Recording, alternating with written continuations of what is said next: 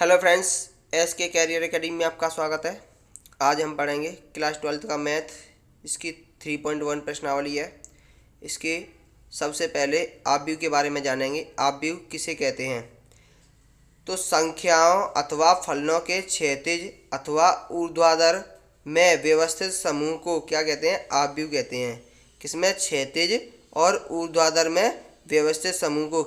अब ये क्षैतिज और ऊर्ध्वाधर क्या होता है? अथवा फलनों, संख्याओं अथवा फलनों के क्षैतिज अथवा ऊर्ध्वाधर में व्यवस्थित समूह को, जैसे कि ये हमारी संख्याएं हैं, ये हमारी क्षैतिज हैं, क्षैतिज होती हैं पड़ी हुई, और ऊर्ध्वाधर होती हैं हमारी खड़ी हुई।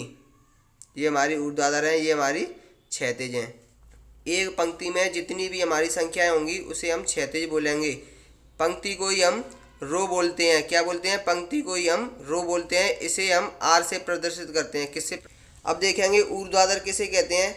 जैसे कि हमारी 5, 2, 4 ये किस स्थिति में? ऊर्ध्वाधर स्थिति में, खड़ी हुई स्थिति में।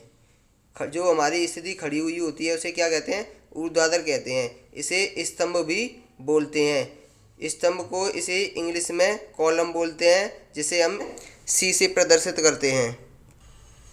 जैसे कि हमने एक आव्यूह की रचना की है।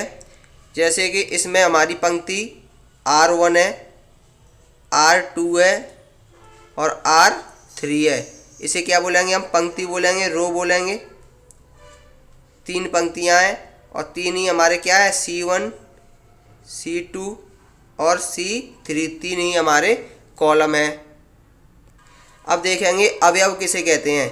तो अवयव बोलते हैं आव्यूह के अंदर उपस्थित संख्याओं को अवयव बोलते हैं। आव्यूह के अंदर जितनी भी संख्याएं उपस्थित होती हैं, जैसे कि ये संख्याएं सारी की सारी क्या हैं? अवयव कहलाएंगी।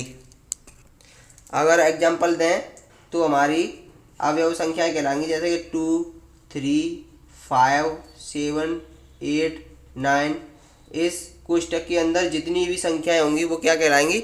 अवयव कहलाएंगी। और ये हमारा कोष्टक कहलाएगा आव्यूह।